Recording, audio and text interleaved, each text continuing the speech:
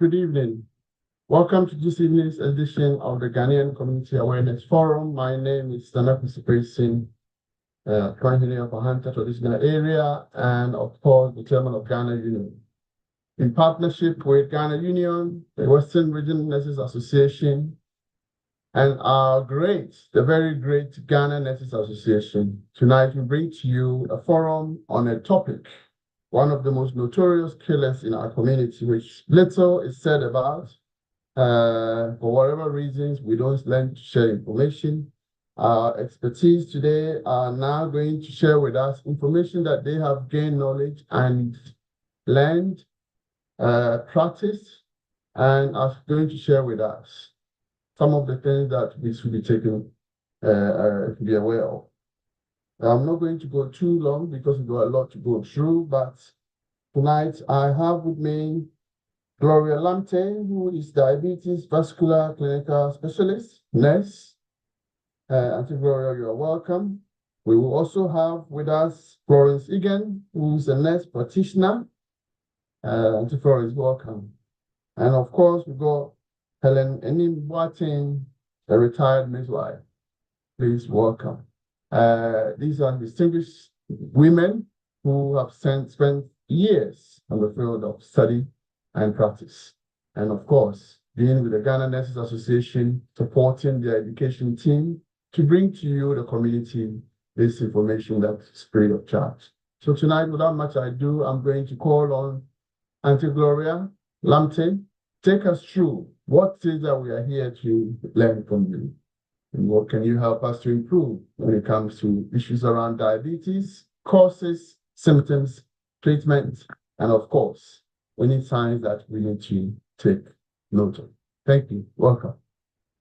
Thank you very much. That was a lovely, lovely introduction. Well, I am very pleased to be here to talk about this diabetes thing. It is very, very common in our community particularly.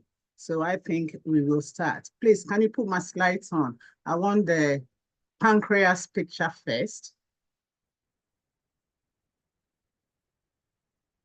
And I'll go through my slides.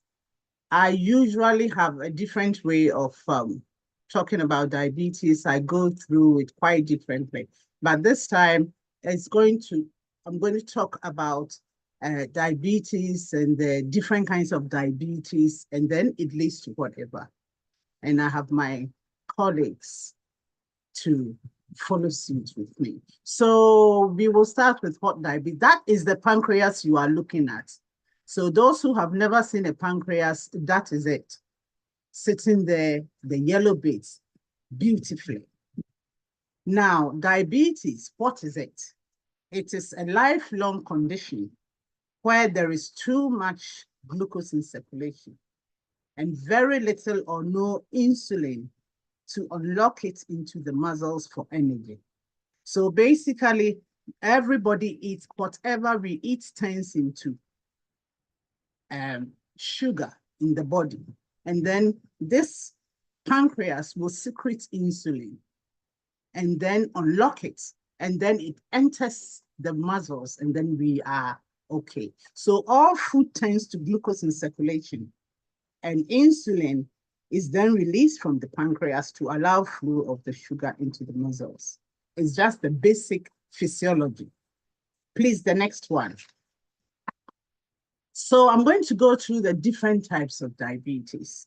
So we will start with type 1, which I'm sure everybody has heard, type 1, type 2, and so on and so forth. So we will start with type 1. Now, type 1 is when the insulin-producing cells have been destroyed. So, like I'm saying, you have, the pancreas you saw, either the person has no pancreas in their tummy, or it is dead, but it is there, but it is dead. That is type 1. So this usually appears in childhood to before 40 years. And the onset is usually sudden. They are very unwell, and it includes unusual weight loss. They lose weight rapidly. They drink lots of water. They are extremely hungry, excessive thirst. That's drinking lots of water. And then they have vision changes. They are tired. They are irritable. And, what we do for them is give them insulin. You give them insulin and they are well done. And that's the only thing you can give these people. Now, I've put pumps because this is just a way of giving the insulin. We used to give injections. We still do. But these times you can put a pump on their tummies or part of their body, and the insulin will be going there like natural. Please, the next one. So the next one is type 2. This develops when the body does not produce enough insulin, or the insulin produced is not working adequately. It's usually found in people over 40. So see the difference between type 1 and type 2? And normally they are okay as a result of, they are okay, but they tend to be a bit big. They have a bigger body weight. And these people are sedentary. They just don't do much, like they just sit most of the, any minutes they find they are sitting. And then if they are Asian, though I said 40 years over, if they are Asian, it comes down to about 25, 30 years. That is Asian and African. The population, Asian and African population, the age is much lower. The signs and symptoms will come later. Now, the next one is something, if you have heard something called MODY, M-O-D-Y, and it shows, what it means is maturity onset diabetes of the young. Now, this is rare and strongly runs in family, and it's caused by a mutation of a single gene. There is a particular gene in the body that the parent, either of the parents have it, that is done. If the parents have this mutated gene, the child, 50% of the children, say they have 2 children, one of them have a 50% chance of inheriting it.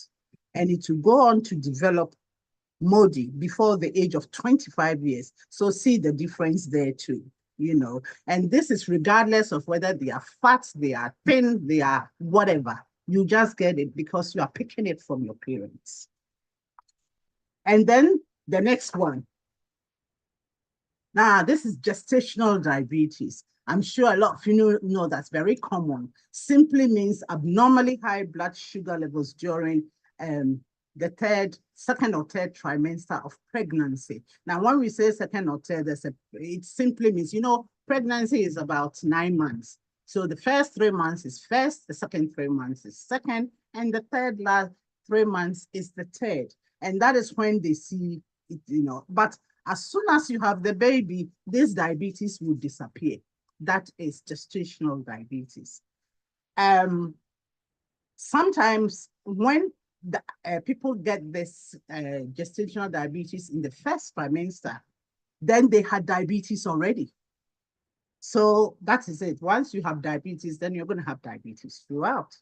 And it's caused by insufficient insulin to cope with the baby. See, the baby is like a foreign body in your body. So as soon as it comes, your body thinks, let me just reduce this insulin. And then you're going to have all these problems.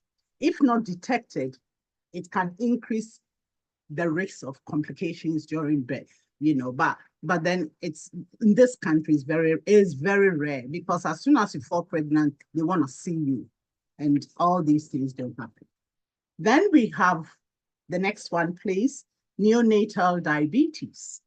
Now, this is a form of diabetes that is diagnosed under the age of 6 months. So now I'm trying to bring people's awareness to the fact that tiny little babies can get diabetes.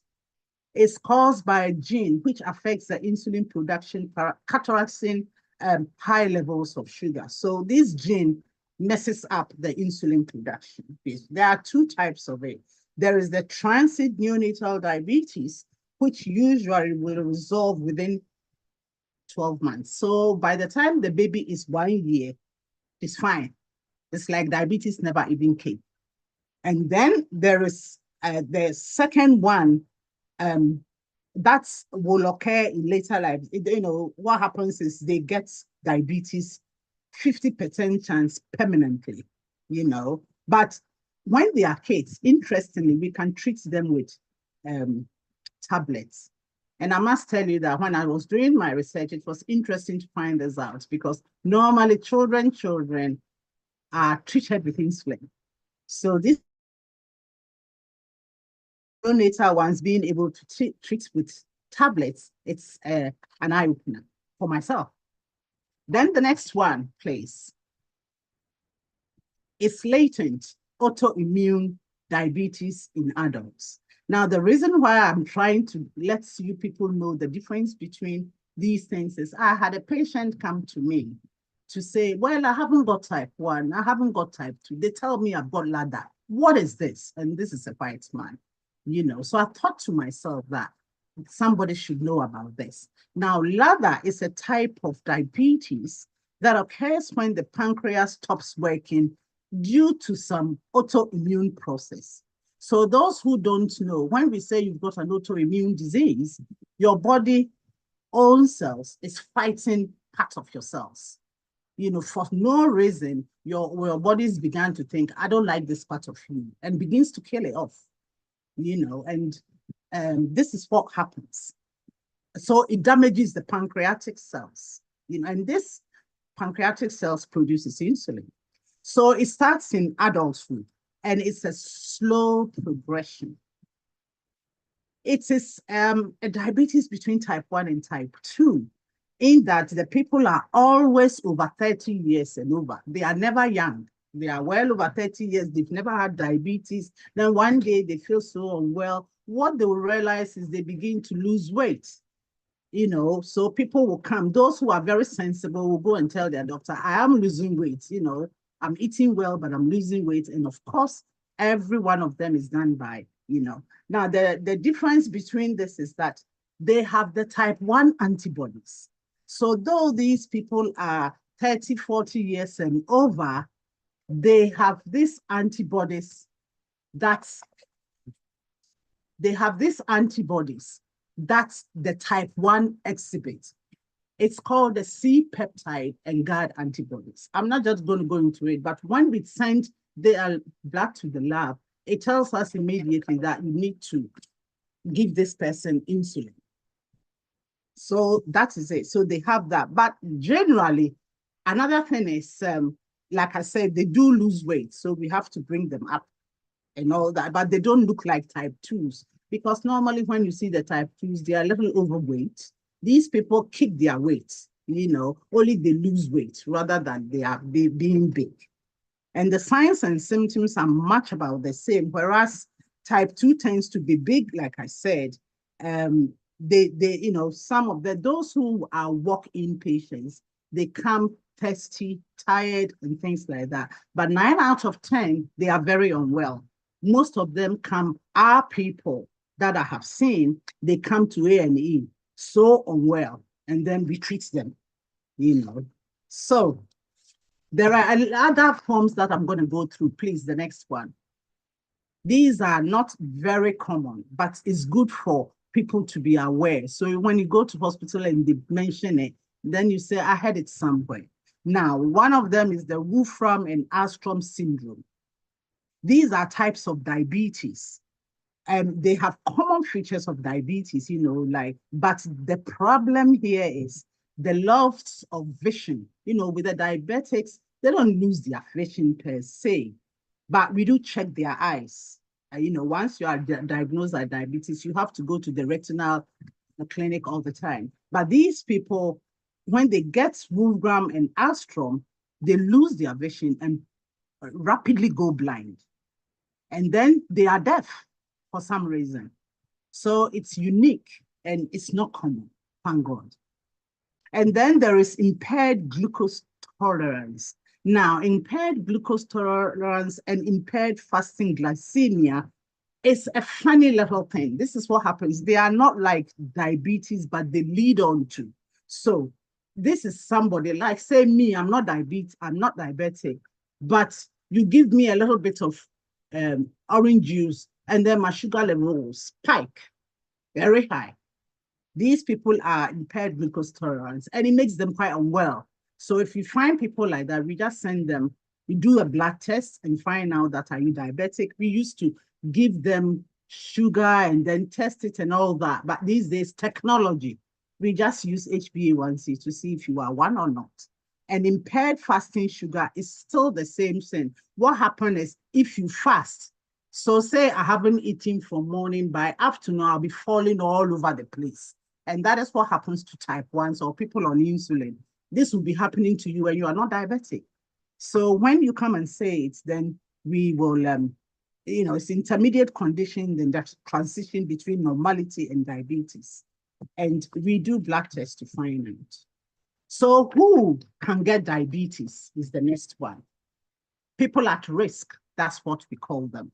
So these are people with IGT and IFG, you know, and then there are people over 45 years with a family history of diabetes. So say your grandmother had it, your great-grandmother had it, you are likely in the family to have it. It's not a big deal. So normally when we diagnose, we ask, have you got anybody with diabetes in the family? And we take it from there.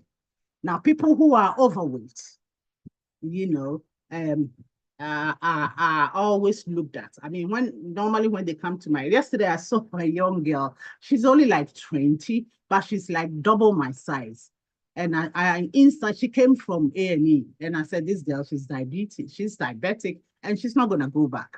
You know, she's going to have to go on insulin because she's only 20 and things like that. Anyway, and then people with low HDL cholesterol. Now, HDL, let me explain. HDL cholesterol, when they say they are testing your cholesterol, it's got 4 components. There is the high density lipoproteins. There is the low density lipoproteins. Then there is triglycerides. You know, then there's cholesterol itself. Now, all these 4 tells us how bad your cholesterol is. And this, sometimes the high density lipoproteins is called the good cholesterol. So if you heard a doctor say, oh, your good cholesterol is good, that is what they mean. And then the low density is the bad cholesterol. So when they say good cholesterol, bad cholesterol, these are it. You know, so people with, and then triglycerides is a complete different thing, but it comes with cholesterol. If your triglycerides are high, and you have a high blood pressure, you are very likely to get diabetes. So what we do is when you come and your triglycerides are very high, and particularly the diabetics, you know, we give you medications and hope that diabetes will come down, and then your triglycerides come down. So there is a connection with cholesterol and diabetes. And then, of course, some racial ethnic groups, particularly the Black and Asians, we just have diabetes. So, for instance, if you stand 10 people in a line and they are Asians, And every 3 of them will be diabetic. So say you've got 10, 10, 10, 10, 10, you get 3, 3, 3 as diabetics. Now, if you put a black people there, 10 people, about 6 of them will be diabetics. So we are quite, we are quite diabetic. The English, don't get me wrong, the English, well, we don't say English, we call them Caucasians. These Caucasians also do get diabetes, but they are very common with type 1s for some reason.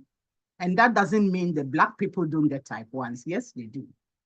Then, of course, some women with gestational diabetes, like I said previously, 9 out of 10, you have your gestational diabetes, you have your baby, and then everything stops. But when you get to 40, 45, the diabetes just returns full vengeance. And of course, people who are not even diabetics but have 10-kilo babies, we always screen them for diabetes, because if you have that big babies, only diabetics have big babies. So that is what we do. So likely signs and symptoms. Frequency of urination, this is for all, almost the causes I have said. Excessive thirst, I've mentioned it. Tiredness of lethargy, you are so tired, all you want to do is to sleep. And then weight loss, and some people will get blurred vision, and it's on and off. You get blurred vision one day, another time your eye is clear, you get blurred. When you get these things, my dears, go straight to the doctor, say, I'm getting blurred vision, and shall I test my diabetes, And then skin infections. Some people get abscesses in the armpits, between their groins, at the back side, everywhere that there is a crevice, sugar will go and stay there and give you trouble, So if you are getting boils, this country, back home, they will say, oh, that's infection going on. But here, there's no infection. So if you start getting boils anywhere, with the ladies, it's under your boobs and in between, where, just go to your GP and tell them, I'm not happy. And then again, the ladies, if they get thrush, continuous thrush for no apparent, you go, then your GP will give you some thrush medicine. Then it passes, then it comes back. Then you go, immediately tell the doctor, I've got this thrush twice, 3 times. Can you check my diabetes and see? And then, of course, if you have wounds on yourself, you'll notice that you cut yourself and it never helps. It will be there forever. You hit your leg and then the wound is there and there. You should always say, look, I've had this wound for a long time. Can I check my diabetes? And of course, gum infections. Diabetes affects the gum and makes you get caries in your teeth. So if you go to your dentist and every time he's filling a tooth of yours, said, oh, you've got caries again, I'm going to fill it, go and check your diabetes, because 9 out of 10, you got diabetes. And then, of course, people get tingling sensations in their feet. They get numbness, they get pins and needles. And go and tell your GP, report this, because sometimes you get this tingling, particularly the type 2s. You get these things because before you are diagnosed of diabetes at all. So when you go, the good doctors will immediately go and check your sugar level. And then remember that sometimes there is absolutely no symptoms at all. It's only a blood test. That is why we want people to go to the Wellman Clinic, or just, you haven't done a blood test for a year. It's outrageous. Go to your doctor and say, for a year, I haven't had a blood test. And these days, the doctors will check your sugar whether you ask for it or not. That's the done thing, And then it is gradual progression. So it can take time. And before you get it, you have got it, And lots of people do not know they have diabetes. So according to Diabetes UK, there are millions walking around who don't know they have diabetes until something happens, especially strokes. People just get strokes and then they find out they are diabetics. They've had it. You never had it when you had a stroke. You've had it ages. And 9 out of 10 too, it is this diabetes you had that has generated the stroke, because it affects your blood pressure, it affects everything. And whatever the diagnosis, you need a blood test. So to delay and ward off this dreadful disease, We are aiming that people should keep their normal body weights, be physically active. All those who don't walk, now is the time to walk 30 minutes in the morning, 30 minutes in the evening, if you are able to. Now, if not, you come home anyway. As soon as you come home, just go on, finish eating, and then hit the road. Put a watch on 30 minutes and come back. It's a very good practice. And then eat healthily. My colleague is going to tell you the proper foods you should eat. Reduce your sugar intake. Avoid smoking as it increases risk of cardiovascular diseases. Visit your dentist regularly and let them find out whether you've got something. And prevention of long-term complications. Now, the complications, you can bypass it because Auntie Florence is going to talk about that. So what I will say about the complications is, when you feel this tingle sensation, remember that it can affect the female and male libido because it takes your sexual edge off. That's what diabetes does. But the rest of, and then there's another thing called gastroparesis, your tummy pain you and all that. So that that is just to call people's attention. And then diabetes cannot be cured. That is something I always try and tell people. They can bring it down to normal and stop all your medication, but we always keep an eye on you so that we are not left in the cold. And if, for instance, you come and they've stopped every medication, you remind the doctor that I need a blood test because sometimes you fall down the wayside. They forget about you, And healthy diet is always what we start with. We give tablets, we give insulin injections, and then we educate quite a lot. So, prevention is better than cure. I think I've come to an end of my long story. I could go on and on, I'm telling you, but thank you so very much. Thank you. This is interesting. When the nurses of medical become the kind of words they say, sometimes I'm thinking, oh my God. They are very strong to remember myself to be able to mention it. Okay, so thank you, Auntie Gloria. I'm sure we'll come back to you for Q&A.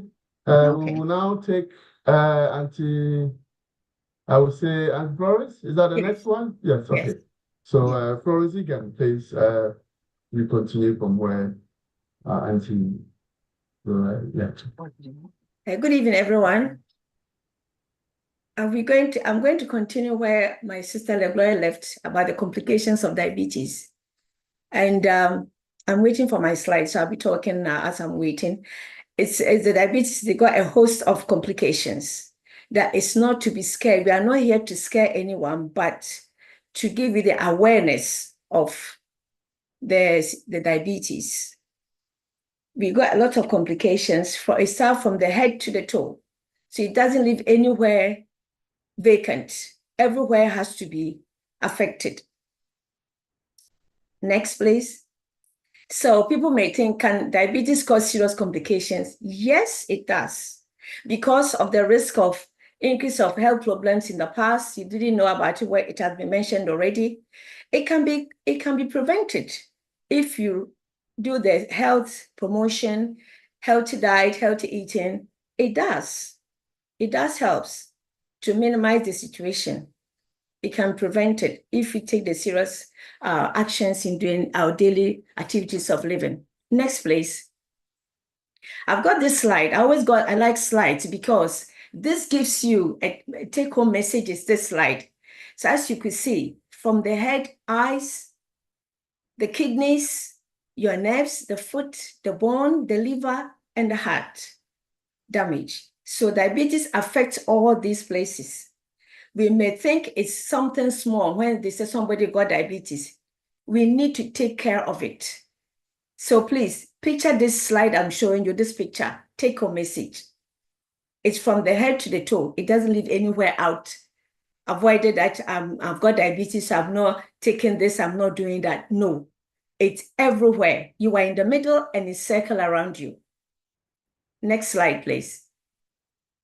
Now, so diabetes affects the eyes. So I'm just going to take very briefly. It affects the eyes because at the back of the eye, there is the cholesterol that has been mentioned already. It's been at the back of the eye. So when you go for eye tests, then they view it to see what is happening. Once you've been a diabetic, yearly check eye examination. I know in other countries, it's very expensive to do that, but in UK, it's a must do that you need to go for yearly checks. If you don't go, we write to you several times. You omit it, then you want to have the condition get to be a state of being blind.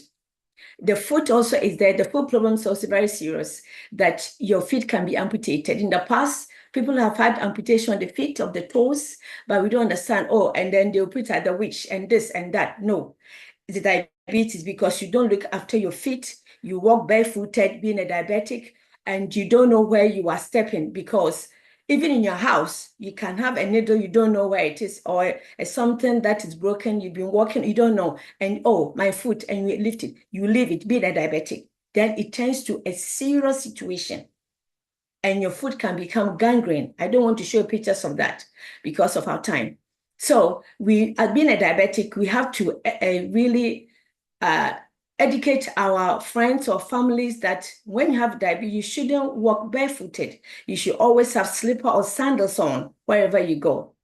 And also the heart attack and the stroke, because your blood vessels and your blood vessels and the blood pressure, they all link together.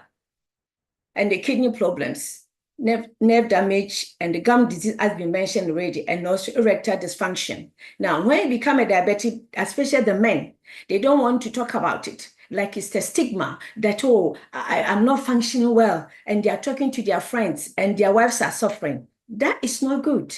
Please highlight this, that once you become a diabetic and you are not functioning at night very well, see the doctor, they will give you something. We are here to help. Next slide, please. Now, as I said, diabetes and cardiovascular disease.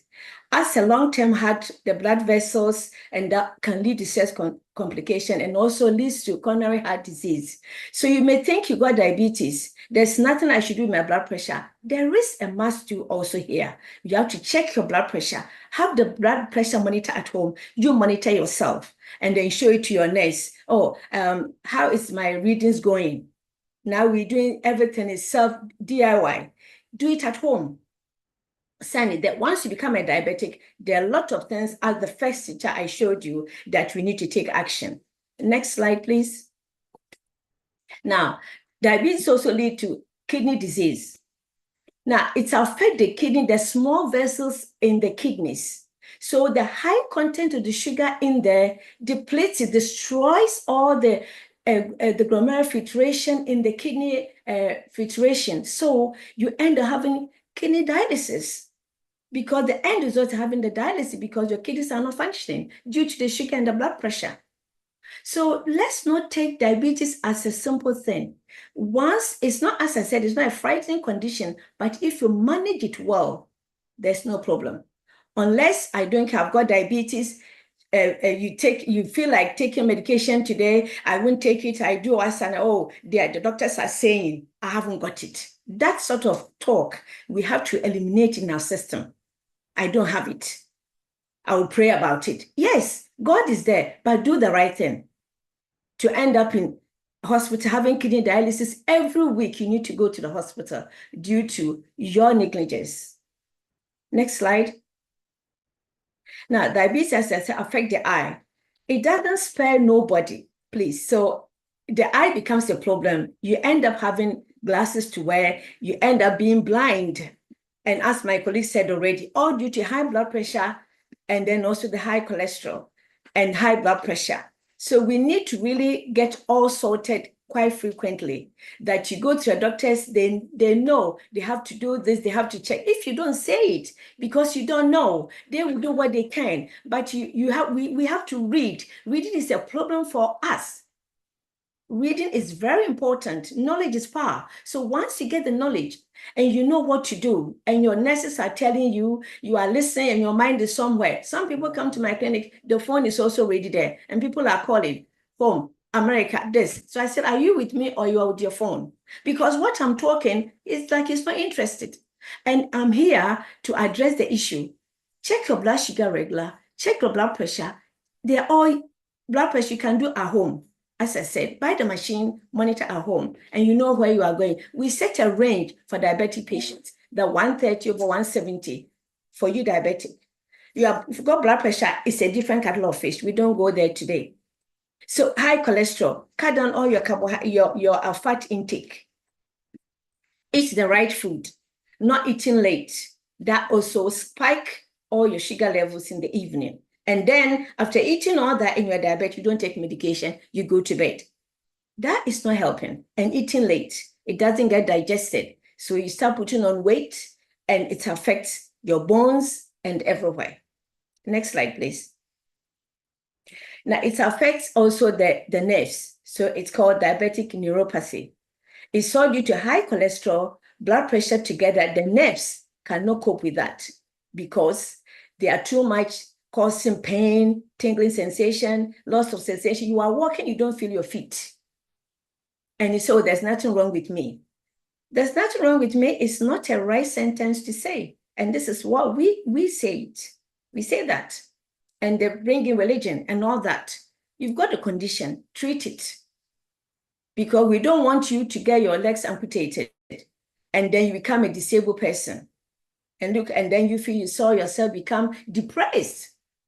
So we are here to highlight these situations to everyone to know where you have to be. Next slide. Before you go to the next slide before, previous slide. Yes, thank you.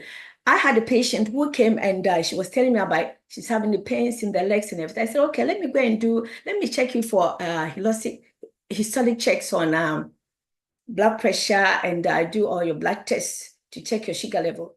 Straight away, I had a call from the hospital saying that the lab called me that call that patient to come immediately. She has to be on insulin. I called the lady she came in and she was in tears.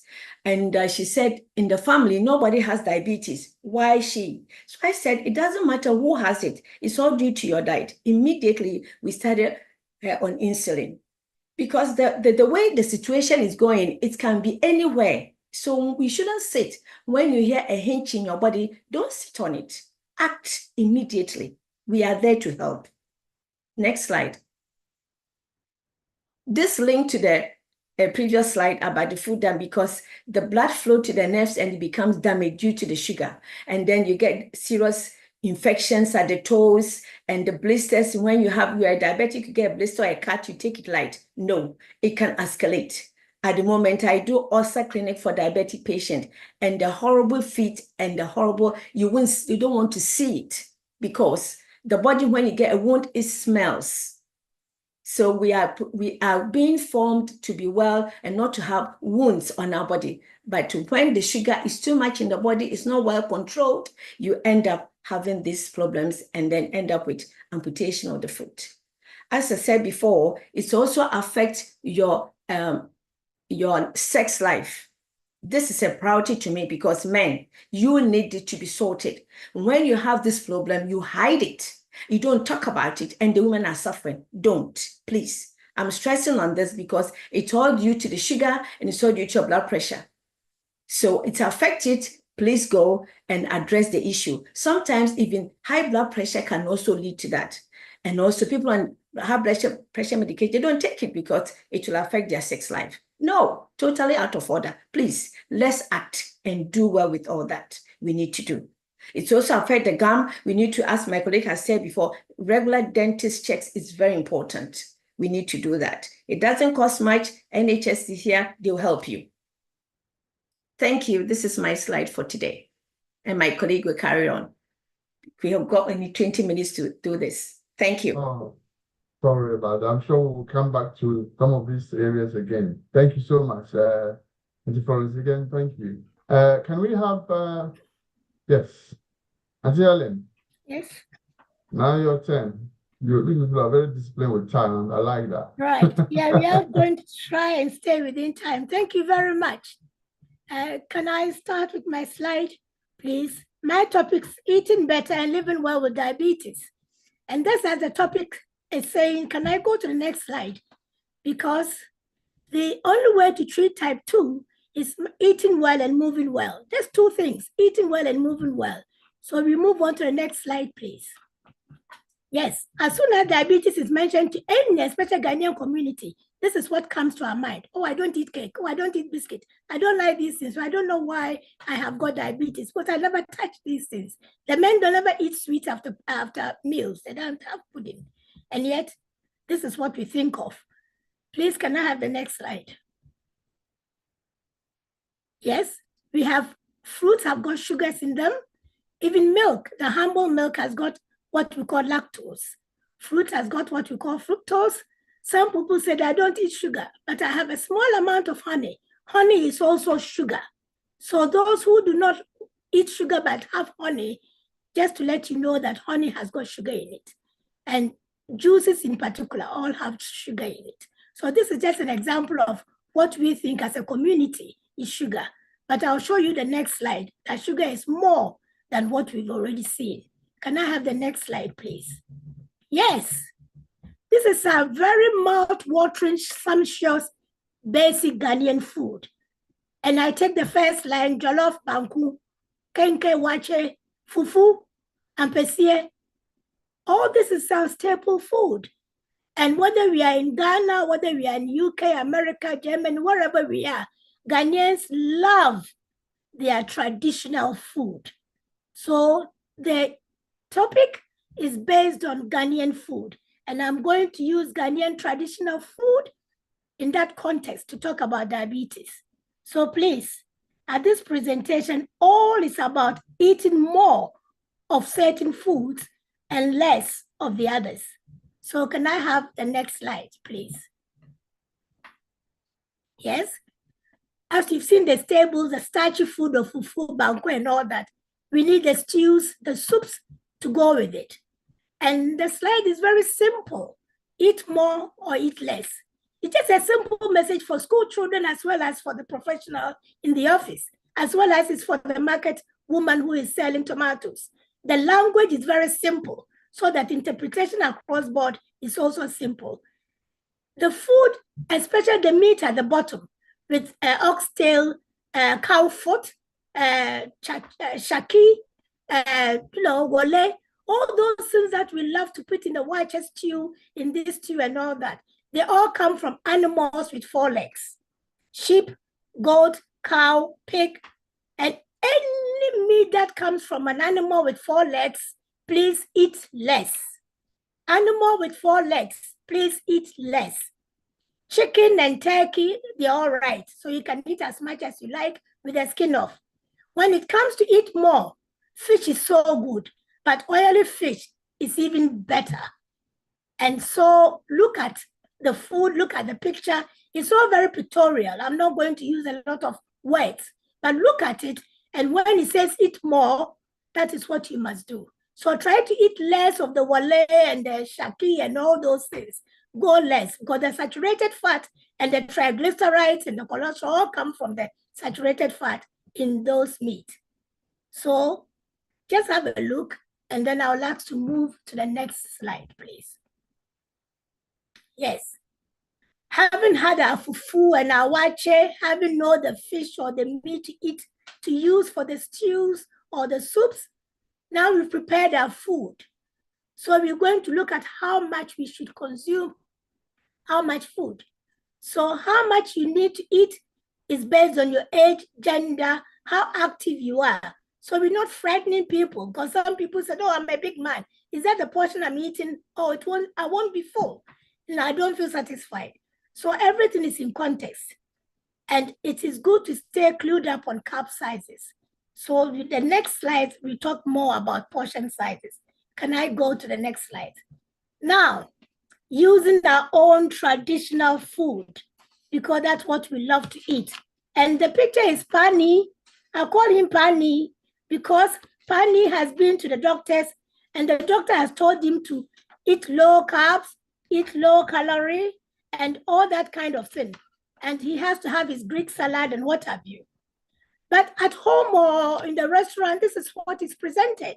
And Ghanaians love the fufu, amutuo, whatever it is. This is our main food. Now, maintaining good control of your diabetes while enjoying our traditional food can be a challenge, because it is not always easy to get portion sizes right. So a useful way to visualize what a portion should look like in our traditional food. That is why we've chosen to go pictorial, so that you can visualize the portion size. So on the right, in the earthenware bowl, is a side that is modest. But look at the top, full of meat, full of big supersized ball of fufu, supersized ball of amutuo. But this is what will help Pani. So he's scratching his head because he loves his food.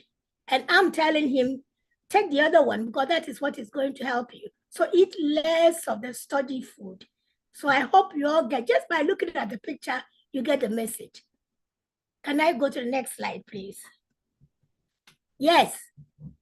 Again, I'm not using any salad, any chips, any McDonald's. I'm using our own traditional food so that we can understand what to eat, how much to eat to manage our diabetes. And if you look at the top left, the person is having ampesi with Kobe and eggs and avocado. That is all healthy. But look at how much apim is on there. 5. If you buy a 5-whole apim and you boil and eat it all up, of course, your sugar is going to spike. So come to the right size. I know there's too much oil there, but the plantain is cut into 3, so that is not even 1 full plantain. And the amount of sauce in the bowl and the egg plus the fish is enough to fill you up. Your brain tells you are full 20 minutes after your tummy is full. So if you take your time to eat, you will be full. And when it comes to the bottom plates, the jollof and the wache and the noodles and the gari photo, just use a smaller plate because it will make your food look bigger. And eat slowly. When you are eating jollof, you can put your spoon down in between mouthfuls. So there are ways of making sure that we eat just enough to make us full. If you're a 6-foot runner, of course, you eat a bit more. But most of us in certain age group and don't do a lot of exercises, you do not eat to have so much carbohydrate and so much oil. So this is our own food I'm using so that you can understand. And just take a look at the smaller patterned plate. And that's the size we're eating jollof and fried plantain, our favorite. The other one has got so many plantain going around like a rose. And this will really spike your blood sugar. So if we're eating apim or slices of yam, just a few slices will do, not the one on the left. If you're using jollof or wache, use the one on the right. Just have a visualization of the portion size. That is help our community. Can I go to the next slide, please? Yes, who doesn't like akenke and shito and pepper? Everybody loves it. But look at the picture on the left. 2 balls of kenke. You don't need 2 balls to be full. Even a strapping, heavy, well-built footballer wouldn't eat that. But people eat that because they just fill their tummy up and feel really tummy is stretched and they cannot breathe before they think, oh, I've had a good meal. So 1 bowl of kenke is sufficient. Add more tomatoes and more onions with it and really enjoy your food. If you're pre-diabetic or diabetic, look at the one on the right side. Even a half bowl of kenke, but you've got avocado, you've got more tomatoes, you've got a bit of shito, and there's enough on the plate to fill you up. So the idea is that we are trying to change that narrative from Ghanaian cuisine of supersized balls of kenke, supersized balls of fufu, of banku, of akpone, konkonte, all those things. If you can change the narrative from being supersized to modest size, we will be well halfway through managing our type 2 diabetes. So just look at the picture, and what I'm saying is that half the portion. Can I have the next slide, please? Yes, this is just to feast your eyes on what you can add on there. So examples of healthy options to add to the traditional food. Every soup, every sauce, light soup, whatever. We can use some of these. This is just examples because this is non-exhaustive. We can have so many, but just an examples of what we can have to add to our food, to bulk it up and really thoroughly enjoy, because I love my food. I love my food, and I want all Ghanaians also to enjoy their food, whether you are diabetic or not. Enjoy the food, but have a healthy options so you can balance what you are eating. Can I have the next slide, please? Yes, another one. We have jollof rice, we have salad, we have chips, we have whatever. So long as you lower the carbohydrate content, you can add this. So you can feast your eyes on the greens and add it to your food. Because we are not people to have salad by the side of wache, salad by the side of fufu and all that. But if you can try, make small changes and have some of these food, because this is where the health comes in. So just feast your eyes on what you can have. But the list is numerous. So many vegetables in season, whatever, here or Ghana, America, Canada, wherever it is, use the vegetables that you enjoy. Can I go to the next slide, please? The next slide, please. Yes, this is a Eat Well chart. It's a guide that we have developed to help you. And I want this chart in every Ghanaian home, every school, every church, even in the market, everywhere. Because we know the Eat Well chart that the Caucasians have designed. We know that the 5 food portions you must have. But sometimes the context is lost on the Ghanaian community, because the food that you have seen and the portion sizes that you have seen is what we enjoy most. So it's in conflict of what we are being taught by the Caucasian race, because they are using their food, what they enjoy, to teach us, to test us, eat Mediterranean diet, eat the Greek salad, the Greek yogurt and all that. And people don't, it's not sustainable. They eat one, twice, and they're tired. And they go back to this food. So this chart is, again, eat more, less of the other. And the message is eat more or less of the other. The same message is run through this presentation, no more than that. So you look at the left-hand side, the jollof, the wache, the spaghetti. Then the next one is the boiled tubers and pesia yam, cocoyam. The next one is your kenke banku gari chips. And then the last one is the fufu, mutue, TZ, concont extra. So this is what form the basis of our food. We have that, and then we have the stews as an addition. Now look at the middle, stews and sauces. The message is simple. Use less oil and salt in cooking. Roasting, baking, grilling are all preferable to frying. It's a simple message primary school children can understand. Simple message in the hospital wards with high blood pressure and diabetes, people can follow. Then look at the right, the chart, our Eat Well chart in a Ghanaian context. Look at the right-hand side where all the vegetables matter. Sometimes I've given examples of what goes with kenke or what goes with omutu and all that, but you can have anything you like. So this is our Eat Well guide. And it's a simple message. Less of the starchy food that really spikes your blood glucose levels when you eat, especially in large quantities. The left one is what you can have as much as possible. They also carbohydrate in it, but they're very small and very good fiber and all that for your heart health and for your brain health, etc. And how you prepare your food is in the middle. So with this chart, the message is there. It's intergenerational. Any age group, you can have the same message. Can I have the next chart, please? Yes, the next couple of pictures is taken from Carbs and Calorie Wealth book. And these authors are being supported by Diabetes UK. It just shows you if you consume large amounts of carbohydrate, what happens. So can I have the next slide, please? Yes, what it says that the red drop is 5 grams of sugar or a teaspoonful of sugar. And the type and amount of carbohydrate you eat can make a difference to your blood glucose levels. So look at the gentleman there. Pani is eating small banana. It's only 17 carbohydrates. So look at the sugar. When it enters the blood, it's only small amount. But look at naan bread. Naan bread has got more glucose, more carbohydrate, and therefore more glucose. Look at how jammed it has into your blood vessels. It's full of sugar. So the more you eat, the higher the glucose levels. Next slide, please. Now, this is rice, especially white rice. I recommend brown rice. If you have white rice, if you have a small portion, it even make a hump, it's still. And if you have a medium-sized rice or jollof or spaghetti or whatever, look at how much glucose is in your bloodstream. And if you are testing your blood sugar, look at how high it is. Now, people who heaped their plates with rice, with jollof, with wache, heaped on top of it, they put garefoto, they put noodles, they put spaghetti on top of the same plate.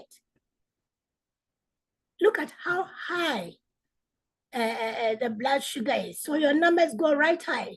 Look at the blood, your blood vessels is saturated.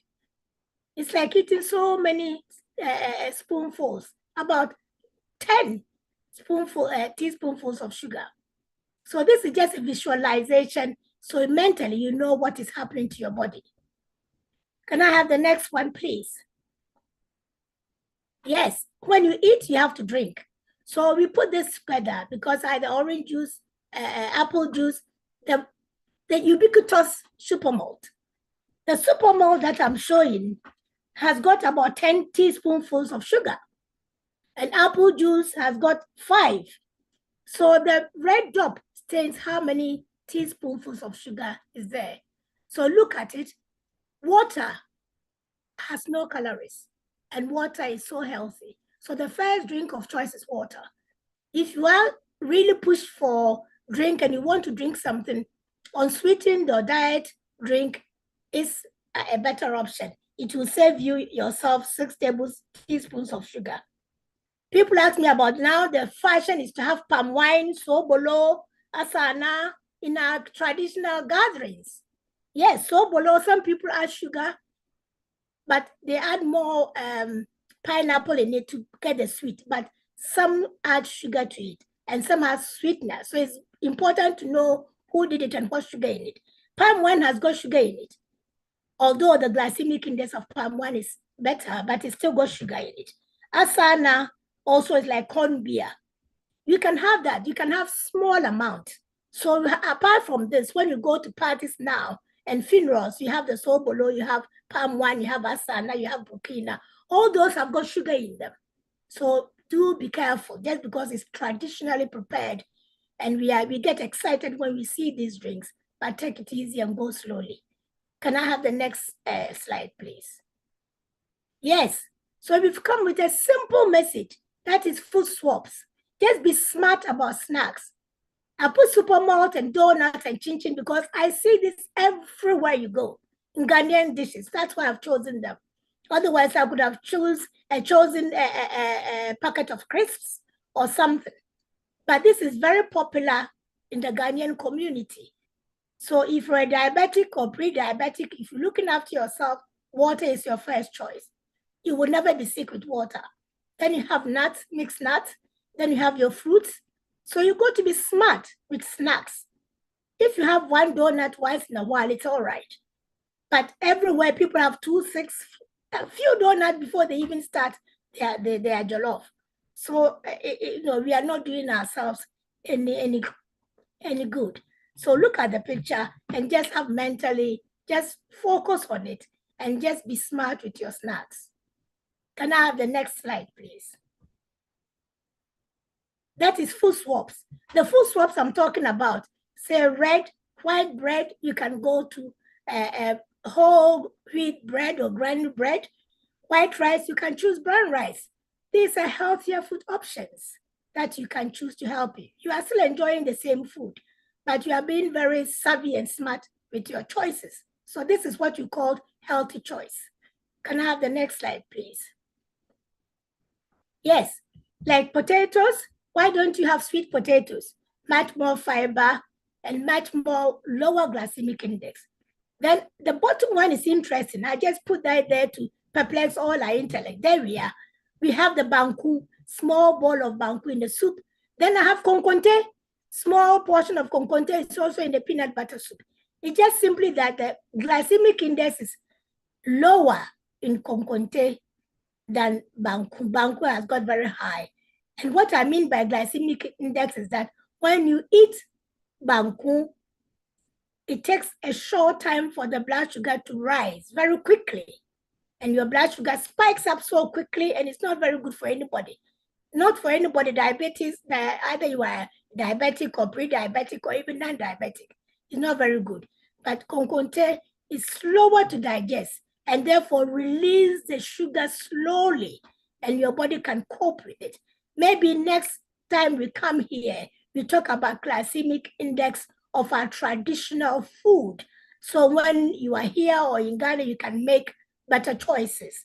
So this is just to put down, just to see what people think about Banku and Konkonte. Because of the glycemic index, I put that in there just to show us that even in our own traditional food, you can still have the option to make a better choice. Can we go to the next one, please? Yes, as we know, today we are working according to time. So exercise and movement, I'll put the pictures below because not everybody is mobile enough. And if you are not, your mobility is not very good, you can do sitting exercises, you can do stretching exercises. As my colleagues have talked about exercise. Exercise per week will help you reduce your diabetes. So really, if you do more and you lose weight, your hemoglobin A1C, that the marker for diabetes also comes down. So I go to the next one, please. Yes, walk in 30 minutes. You can burn 250 calories. Swimming, 300. Gardening. So the idea is to move. Don't sit like my friend, Sister Florence and Sister Gloria said, inactive, sitting down watching telly. Anything at all, any movement at all is positive on the body. And if you're overweight, you lose 1 kilo weight loss, reduces your type 2 diabetes by 16%. So if you can lose weight, even the risk of complications is delayed, getting diabetes is also reduced. So I cannot speak enough of movement. Exercise and movement is what I'm looking for. And if you do that, it will help you. Just small modification is what I'm doing, I'm talking about. And the good news is that if you can modify your lifestyle changes, it's so much better than lifelong medication.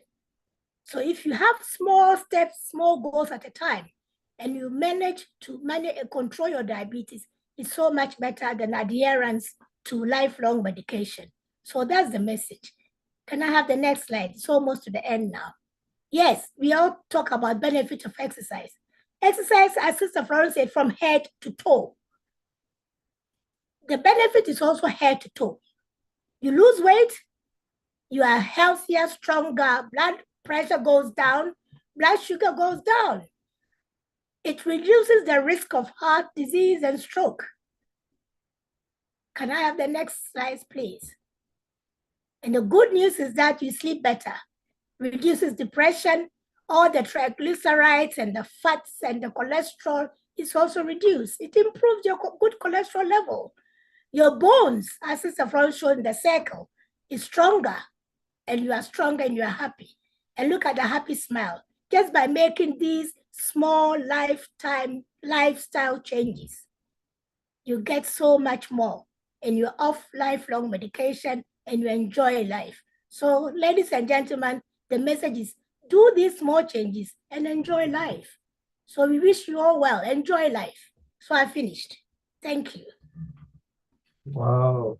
I don't even know where to begin, but we will take a few minute break.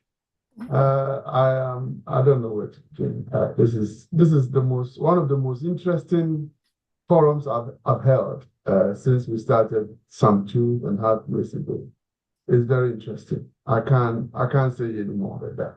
But I'll come back and comment more. In the meantime, please make your questions, put your hands up. Those of you who have questions to ask, please, we will come back in a few minutes. And my lovely panelists today will be more than happy to assist you. We'll be back in a few minutes. Thank you.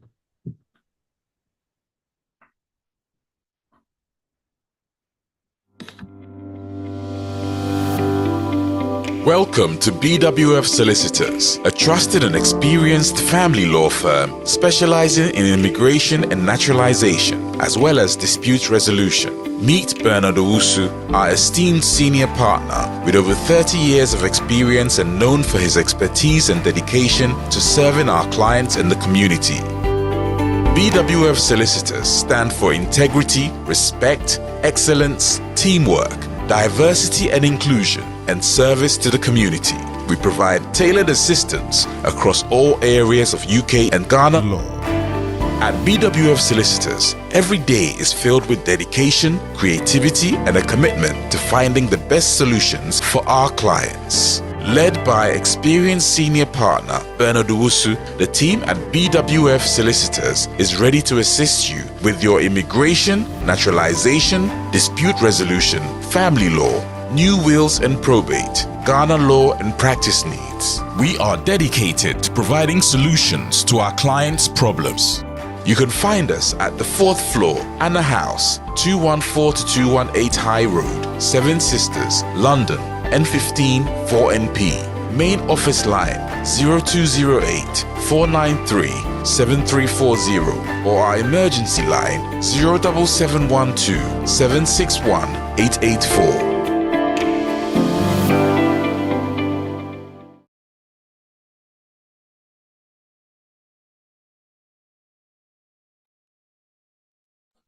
Welcome back to this evening's edition of Ghanaian Community Awareness Forum. We've been through a series of presentations from these three great panelists. And my hope is that they are here to answer your questions. You see, I have this philosophy that you can be educated enough, but being literate does not necessarily mean you know everything. And therefore, sometimes we must be in our own way of looking at things from different perspectives, come down to the level and just learn. And tonight has been nothing but learning. A lot of what they have said today, we hear of diabetes. Until it knocks your door, you just think it's one of those things, but there's a lot going on. I've seen a few chat room questions. If you can bring the panelists to the screen for me, please, sir. And I will make a start with some questions, and my hope is that the rest of you will follow. Auntie Gloria Lamptey, you said, it's nothing to do with you directly. I'm sure any one of you can answer something that will come up. But I wanted to talk about lifelong condition, which simply means when you have diabetes, some people were born with it. And what does that supposed to mean? Does it mean they can never get rid of it at any point in time because they were born with it? Or how does that translate to you being diabetic from the day you drop? Okay, thank you very much for that question. That's a great one. You know, this is something that I like to talk about. Because let me tell you, when you are diabetic, all these medications, as long as you are good with your medication and everything, it gets better. And I'll tell you a few stories that I know. I have one or two Ghanaians. The thing is, I'm a little bit partial. If you come to the hospital and you are Ghanaian, I tend to look after you more than anybody else. I'm sorry, but it's something I do. So I have a few people I've taken as like friends. They call my personal phone and tell me their sugar levels and things. And I can comfortably tell you there are two of them who came in with ladder. These people I met on the ward, because I go see people and they just called us, come and see this person. And these three people have all stopped their insulin. They are not doing insulin again because when you come with ladder, they put insulin on you by a drip. That's how you get better. As soon as the insulin enters you, then you remember I told you that somehow your body is killing the pancreas for some reason, but all is not lost because though it's killing it, sometimes it doesn't kill it completely. It gives it a shock. So you come and it happens. But you know what? We keep an eye on you. We stop the medication and we never sort of discharge you. occasionally will call you to say, what are your sugar levels? Are they doing well? Because you know, diabetes is diabetes. It will creep up on you. So people who stop taking their tablets, a doctor will tell you that, you know, your diabetes is okay, so stop it. I saw a man yesterday, as a matter of fact, in A&E, and he is Senegalese. And apparently he was on these 2 diabetic tablets and everything was okay. And for 2021, the GP called him and said, look, your diabetes is fine, stop your tablets. That's fine. He could have followed him even yearly, but he didn't. So the man came in and was in A&E. He was that bad. And it was only because the sugar level has spiked. Normally, I'm going to tell you along the line what figures you should keep in your head. You know, 48 is the plus. You are pre-diabetic if you are 42 to 47. Once you hit 48, you are diabetic. But they don't give you tablets at 48, 50, 56. They will tell you to cut down. They'll tell you to eat like Auntie Helen has said, and they give you 3 months. And 9 out, if you're very serious, by the time you come, you are wonderful. And so they'll ask you to look after yourself and keep eating that way, you know. So yes, diabetes can go, but it is always with you. Once you are a diabetic, you are always a diabetic. Only that there are well-controlled diabetics, and most of our people, like I said, you know, our food is good, and the Indian food is very, very good. So they sit and eat and they can't give up, and it will turn to diabetes. So it will creep up on you. It always will creep up on you.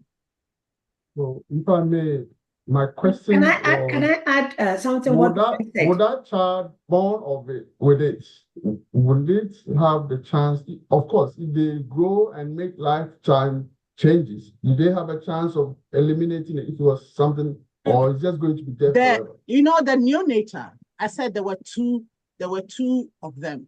Yeah. The one who is just, you know, one of them will just, by one year, the diabetes is gone. No.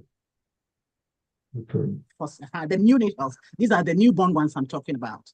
But the Okay. second part of it, because it's mutated, they are diabetics for life. Right. I see. Now, type 1s are always diabetics for life. They never stop their medication. So that's the difference. As soon as they stop their insulin, they are back in hospital, collapsed and all that. Right. As soon as they stop their insulin. So type 1s, they are not in the equation. We are only talking about type 2s who can reverse I see. their diabetes. Yeah. But once you are type 1, that's you done, unfortunately, because you can't take a tablet. You can only take insulin. Right.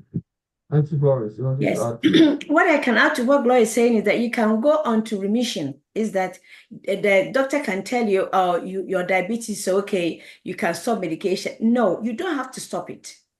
You just stay on maybe 1 tablet a day, that's it. And every 6 months, you come for reviews. And we're making sure that your blood sugar is within the normal range.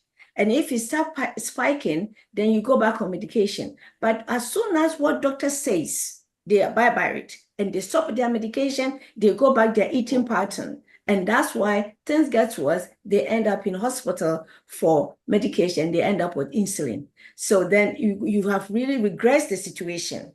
So instead of keeping up with treatment and checking up 6 monthly and come and check what I'm doing, they don't. You see, the doctors see the doctor in brackets in their head, but nurses, they don't listen to us. Doctor says it's what we should go away with and see with your nurses what they are telling you.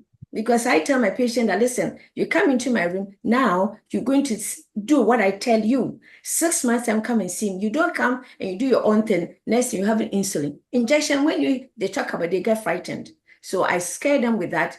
In a year's time, they are there in front of me. You said I should come. Good. Blood sugar within normal range. You're okay. Carry on what you're doing. Eat the food that I've given to you, and they're fine. But they tend to go remission quite a lot because doctors say my blood sugar is fine. Thank you all very much. Can I add that it's not like appendix, that when they take your appendix and you've got appendicitis, When the doctor take it off, then you're all right. It will never come back. Or you have a headache and it's treated with tablets and that's it. Diabetes, blood pressure, these are chronic illnesses. You're all right because the tablets have sustained you and you're all right. So when you stop the tablets and you relax with your lifestyle changes, it's like hiding in the corner. It will come knocking at your door. So the lifestyle is permanent. If you want to be in remission, be permanent and comply with the lifestyle. Otherwise, you're only fooling yourself. It will come back. And by the time you realize, you have more complications than before. So we are not frightening you, but compliance is what we're talking about. I like the way the three of you have gone down to our level and basically for the basics, because a lot of us, I ordered Banku and stew from Delight. Now I don't know what to do with it. No, you can eat it. You can eat it moderated. You can eat it. By the time I put it in the phone, it'll be 9 o'clock Banku. and I don't know what to do. Yes. So Banku is when Helen was showing all the food, I just turned my camera off and started laughing. That's why I mentioned portion sizes. You can have everything once you can discipline the sizes. Anyway, okay. So another question before I go to the one whose hands is up, and I have a few questions I think from the chat room I'll go through. Why is it that Black or Asian? Why do we have much more lower age when it comes to becoming diabetic? Or I don't know what term was used, but I did understand somewhere where for some of us in that category of community, we are more we are 10 years lesser than other Caucasian or why is that? The reason being it's our food. As you know, we and the Indians, our food are like similar. You know, we eat scrumptious food. That's the thing. You know, and then God forbid anything. If you are Asian or you are Black, you are more susceptible to type 2 diabetes. And there's nothing we can do about that, unfortunately. You know, so we bring awareness to people and, you know, tell them that like yesterday, I mean, I found this girl, like I said, she's 20, she's Asian. She was 16. This another one I saw was 16. And I took one look at her and I said, this girl, she's diabetic. I mean, she looked diabetic. She was bigger than me, you know. Some diabetics you can see, and she was so unwell, she came to A&E. Now, normally, because she's a walking inpatient, they send them straight to the diabetes center. That they've done a blood test and you take over, you know. And because she's 16, we have to give her insulin. That's the done thing. Until we get a blood test to say that this one is type 2. Then we take it off and give her tablets. Thank you. So it's unfortunate that Black and Asians, that is what happens. It just means we have to be very, very mindful of what the things we do. All the things we do contribute to our Yes, You cannot do anything about your family history. It's also about habits. You know, it's not easy to give up a habit, and that is our problem. Yes, that is our problem.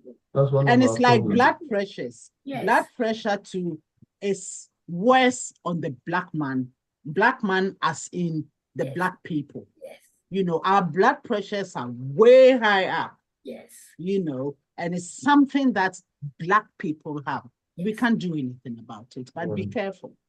Okay. It's genetic, it's ethnicity. You cannot change it. If your parents have it, it's family history, you cannot change it. So ethnicity and family history, these two you can never change.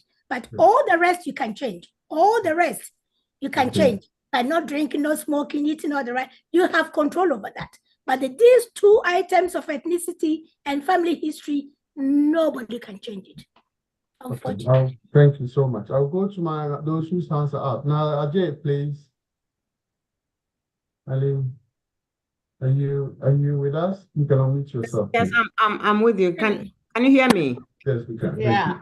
Hello. Hello. I don't have well, I do have a question, but first of all, can I congratulate all three speakers for a very, very good presentation, bringing it down to the level of the non-medical or non-nursing person to be so fully understood. I think Thank you very much. it deserves a clap And I'm clapping for you all. Yeah, Thank all you, right. thank you. That's true. Thank you. Thank you. Thank you so much. This is what the Ghanaian community needs. As doctors, we have failed them on many occasions. We don't explain things well enough to patients. They don't understand. And therefore, some of the things that you're saying happen.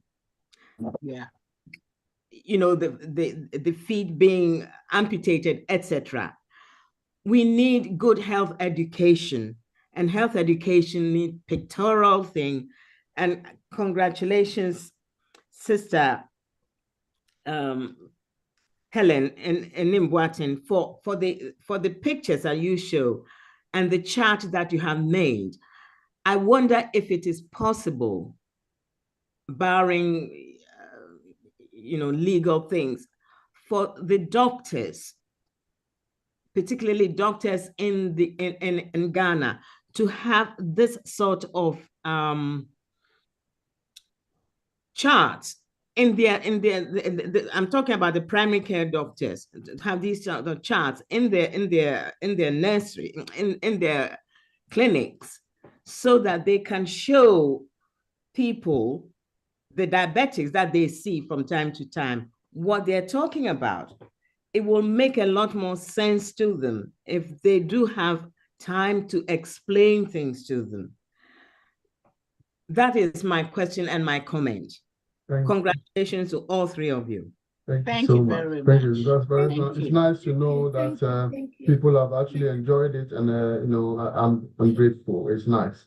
Sam Abuaji, please. Sam Abuaji, please raise your hands if you have questions, because we've got the three experts here who have years of experience dealing with this issue on a daily basis. This is your chance to ask the question. Sam Abuaji, if you're with us, please unmute yourself. Good evening, Good evening. hearers evening. and presenters. Thank you very much, Auntie Florence, Helen, and Gloria. Mine is not a question, but a contribution or what I came across in 2017 when going to Ghana. I took along my diabetes, blood sugar machine, and my BP always when I'm traveling. And on that favorite flight, I didn't want to go, but something was pushing me. So I had a ticket, very expensive, but I went. I have to mention the name of the airline anyway, Turkish Airline. And we stopped at Istanbul. Over there were some passengers who joined us. And I had somebody who was sitting near us on the 3 seats. This gentleman wasn't saying anything or doing anything. But I was dozing, I couldn't find him on the seat. So my wife said, probably he's gone to the toilet. Within 2 minutes, we could hear, he's falling, blah, just in front of the toilet. And then there was a call for medical doctor to go and see to him. Nobody went forward. And this guy was lying there. And I was not by my wife that you can do something. And I was in a daze.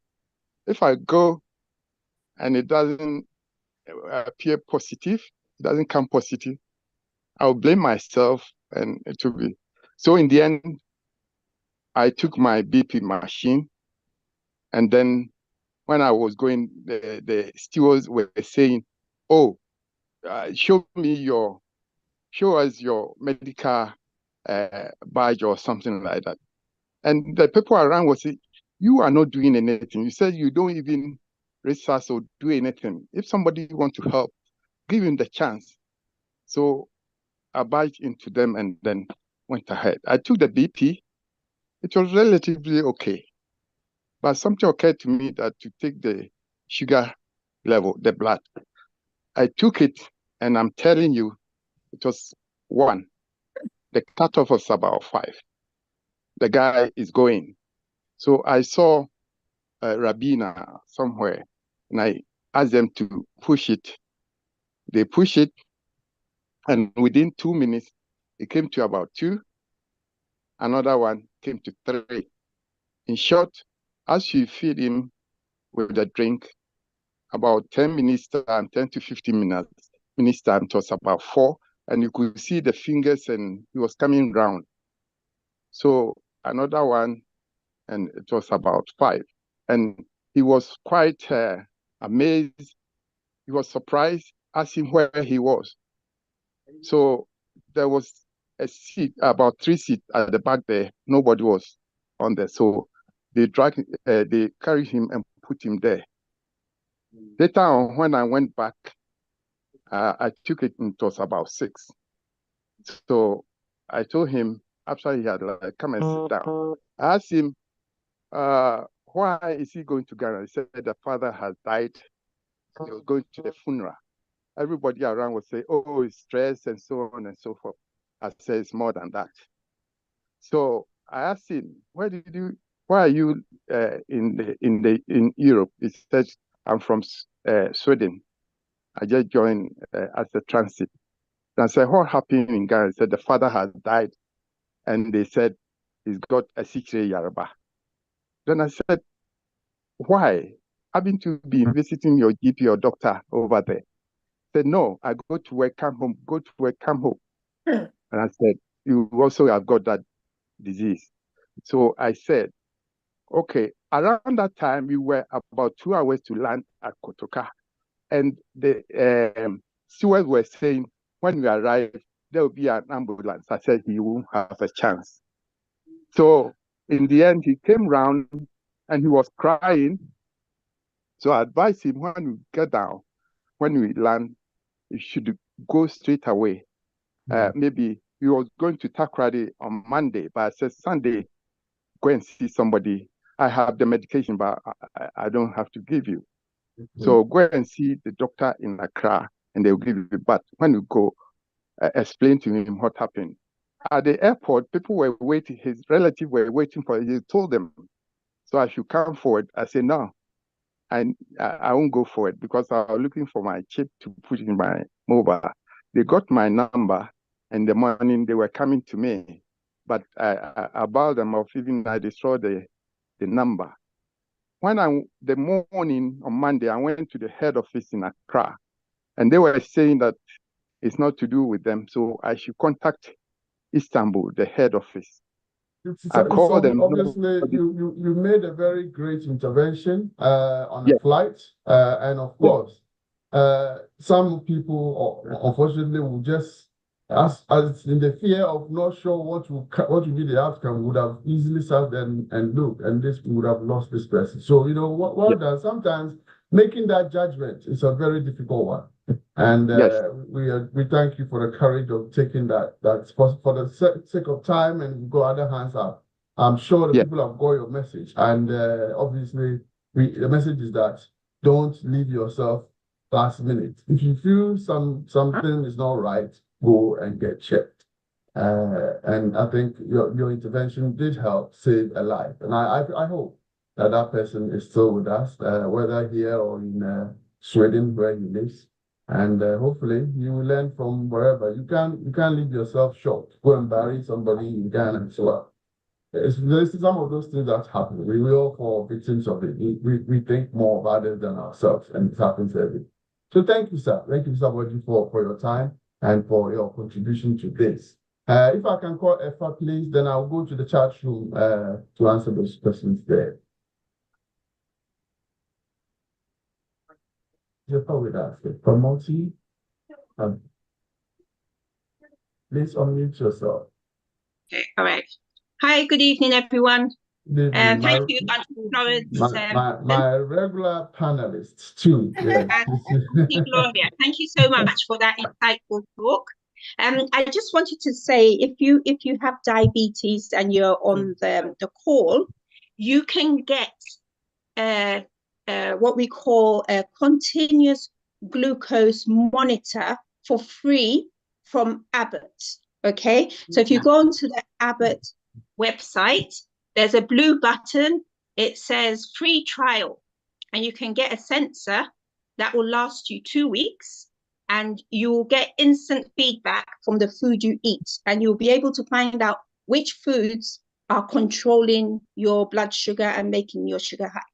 Okay, I did some work across North Central London with the sensors with 100 patients, and the results were excellent. They all wore it for 6 weeks, and no one told them to change. They could see what was happening to them. We did provide them with diet sheets and food swaps, as has been mentioned, and that supported it. And the work was so excellent that it's been nominated for a Health Service Journal Award. I'm going to meet the judges on Monday to defend the award. So it can good be luck. Good. Good luck. Thank you very much. So Yeah. if you have type 2 diabetes, you can put it into remission, but you have to be very, very strict with your carbohydrates. I help patients all the time. I see it all the time. If you have type 1 diabetes, you can improve your control, improve your HbA1c also by controlling your carbohydrates. It's very possible, and you can bring your HbA1c down to normal levels. I see it all the time. So that's the contribution. Don't forget to go and try and get your free trial of the glucose monitor, because it costs about £60. So if you can get one for free, it's very educational. You will learn so much about how your body responds to carbohydrates. Okay, thank you very No, much. thank you. In fact, that normally Thank does you. a lot of health talks with me. Those of you who have enjoyed some of her sessions, she's also into health and well-being and eating well. And I think I went on one of her programs, and in a matter of weeks, I think I was getting slimmer and slimmer. And after that, I just lost control over it again. So That's very good. So, Very good. But let yeah, me, so well, I'll- on I'll- that, I'll on that contact you note, again. Yes. Yeah. So can I on add that that? note, Okay, when you speak first. yeah, on that note of the Freestyle Libre, let me tell you how it works. Now, the NHS, the government actually has agreed the Freestyle Libre for type 1s. So basically, you have to be on multiple injections. So if there are people who do 4 times a day, 5 times a day, all these people and every type 1 can have it. But the type 2s is the discretion of your, caregiver. For instance, if I start somebody on insulin and I'm thinking, oh, he's not going to do the sugar levels, then I will get, we have free ones. So I give one to the person, but because the person is on only one injection, the GP is not going to give you.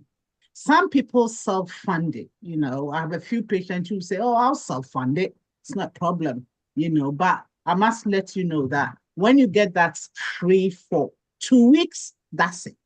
But if you enjoy it, life is too short, self-fund it. Yes, can I add that it's very interesting about the work that Ms. Motte did, because it would be interesting to have a Ghanaian community with people eating fufu, wache, all those things, and put the sensor on them, not to frighten them, but to let them wear the sensor and have the plate full of jollof. And because it's we are in an area that people are very varied people, maybe they use another traditional food. But in Ghana per se, if you can go to the ward and say people are bringing food to their relatives, and let these men or women wear these sensors, if money can allow, and put them, and let them eat the MPC and yams and everything, and they will be so frightened, I'm sure. See how high the dips will be. It is in the context of Ghanaian cuisine, that's why we struggle. But if you have a couple of toast or oats or brown bread or rye bread, it's not too bad, because it's actually, the quantities are written on the papers, and they have the traffic light effect is written down. So interpretation and how to follow these is easier for the person who is a diabetic. When you are in the Ghanaian community, we don't have such privilege on the food. You go to and buy wache, it's in a plastic container. So we are lacking certain information. So it will be interesting to do this research, maybe within the Ghanaian community, and let people wear the census and go about it in the fufu and the banku and see what happens then, because it will help our community very well. And also to go back to Dr. Nelly, the charts, it will be on YouTube, I understand.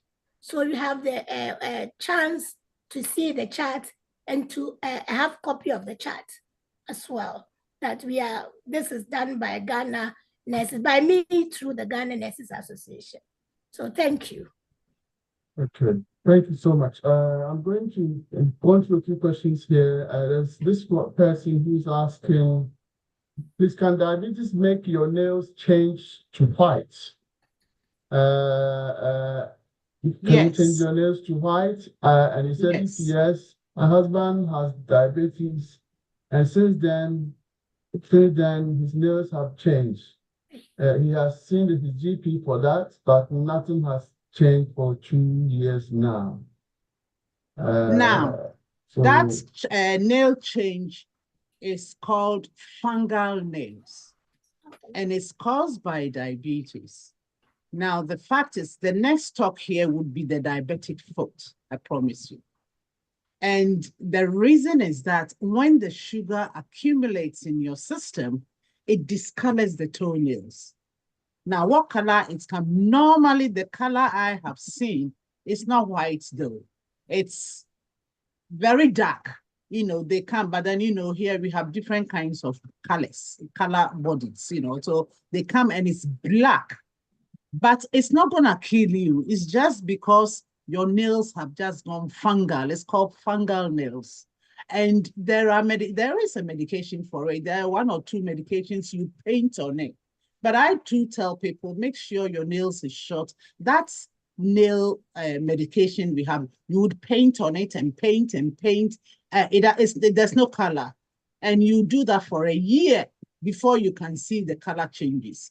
So she can go, the husband can go to the GP and said, you know what? I want that nail medicine for my toes, you know.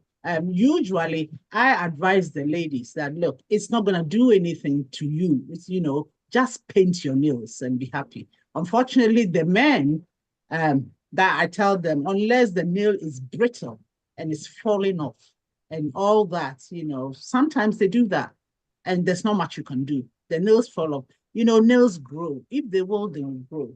Otherwise, it brittles and then, but all depends on how good your sugar level is. As soon as you get it better, it's magically begins to change some reason. So yes, it's very common. Thank you. Nana, can I add it to Gloria? Having said that, being on that fungal infection, you can be on the tablet for a year or plus. You have to do the health changes because adding more medication to your medication. So it can be accumulating medication upon medication whilst you haven't done the changes, which is the healthy diet. So once the changes are done, this medication I give to patients because of the nail and the finger, it is due to the sugar. So you'll be on for about a year before you start the changes. So why should you be on when you haven't done the basic changes first? The basic changes comes first, and then you present. But when it's like this, you have to see the GP. They'll give you medication for it.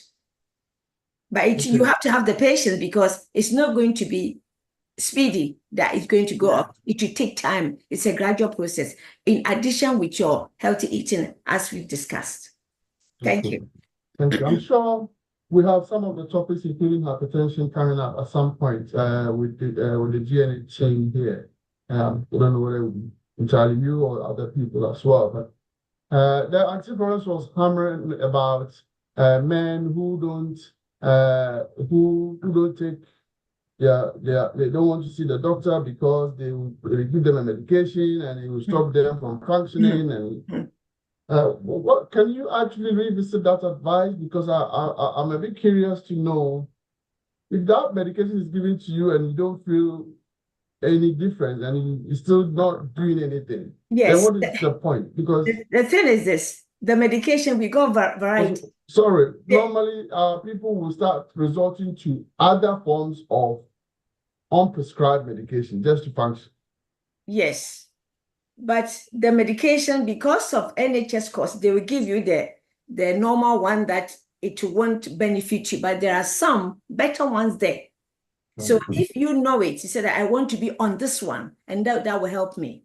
Because we got variety, we got different, that will help. But they don't give that. They will give what is in the market, and it's even you can buy it over the counter, which won't help you.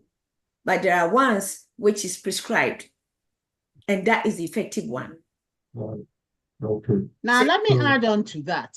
Yeah. There is a clinic in the urology clinic. You know, a lot of people don't know this. We have a clinic for our diabetes people whose libido, well, normally is the men, don't get me wrong, they don't get an erection.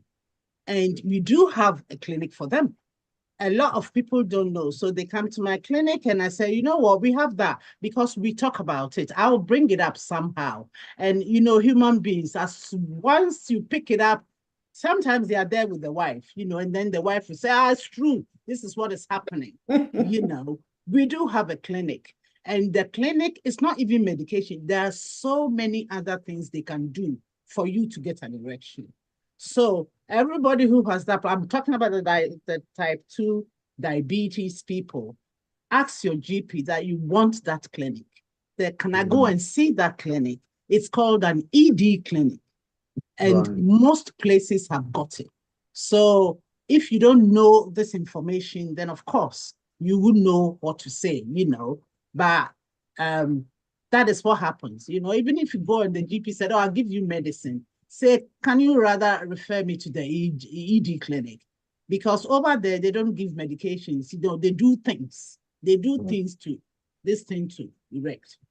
So and of course, last 3 weeks, those of you who joined, we did have Dr. Egan with us. Dr. Egan is brilliant. He gave us a lot of information. Exactly. And those who need his contact, he has a practice here, he has a practice in Ghana. He does a lot of international shows. So he's one of our own as well. By all means, throw the question to him or visit him. I think he has a surgery in Croydon, from what I understand, which I'm here to go and visit to discuss some of these issues on community work. But let us not be afraid to ask the question, because at the end of the day, a problem shared is a problem solved. Some problem we have with Ghanaian community is everybody, even some of the questions I ask some of my panelists here, people feel that they will, no any problem, not that's okay. And that is what a host has to do. I have to. No, I tell you what, Ghanaians like, don't tell anybody. You know, this is our problem. You can never make them happy. My job as a host is to interrogate the issue so that it will give you opportunity to speak. Yes. If I sit here like a lemon, there will be no one talking. So that is what it is. But yeah, there's a you know something. Can I add quickly that we like this statement, don't tell anybody. Yes. Because when Ghanaians are not well, or you want to find out what it is, oh, don't tell anybody I'm this, don't tell anybody, and this is our problem. But the forum is here. The more we talk about sexual things, the more we talk about non-erection, erectile dysfunction, all this is a normal language. So we have to normalize the language, and we have to bring it home to everyday occurrence. So people are not embarrassed by it. Erectile dysfunction, what is it? It's a normal body function. So don't be ashamed. In Ghanaian quarters, it's hush, hush, hush, hush. Now, in this forum, we are bringing it to light. So there is nothing to be ashamed. It's part of our discussion, and we want to help everybody. Because diabetes is no respecter of anybody. If you don't function in that cortex, you're going to have much more problems than what you started with. So please, talk about it. Okay, can somebody's asking in the chat room, can certain medications increase your risk of developing diabetes? Yes, I'll answer that. Yes. Okay. Steroids. Steroids. I didn't mention it, but some people, particularly people with asthma, when you go to the hospital, they give you steroids to calm the, condition down. As it's a very common thing they do here. And sometimes if you have very bad asthma, you tend to stay on the steroids. And so that would give you diabetes. So it depends on how you look like and whether you have the diabetes in your family already. and all that. And having said that, just last week, I met this lovely lady with apparently she's got a very severe asthma. And she's been in hospital like 72 times in a year, you know. So she was in and out, in and out, in and out. But she's as big as me. And she's only less than 30 years, you know. And now she's always been a pre-diabetic, according to her.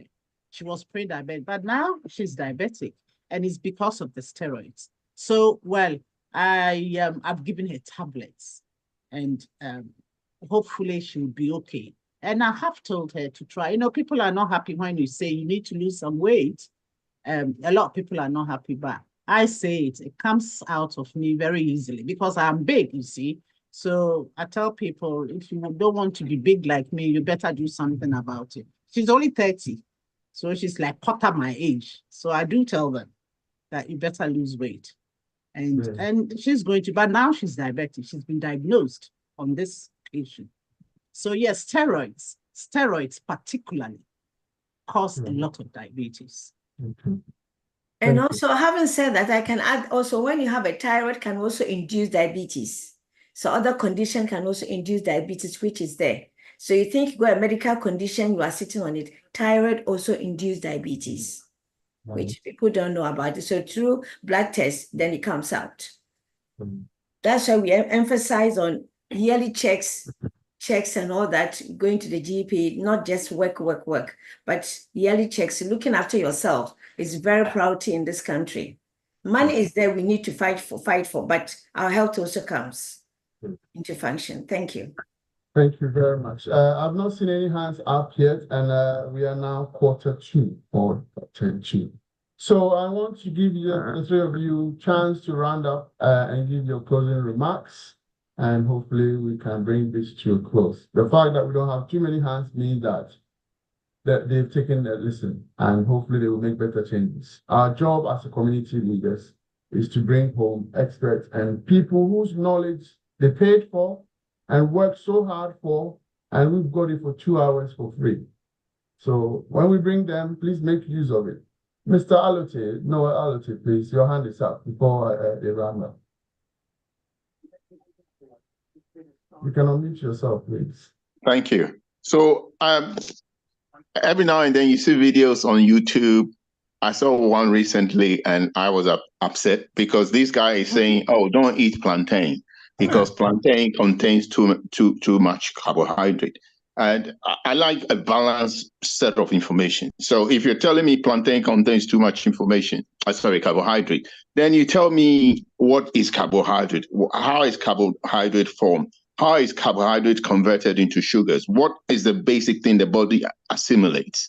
So when I came in, I heard the lady, I think Miss Motley, saying carbohydrate. So it will be helpful for us to explain what is carbohydrate.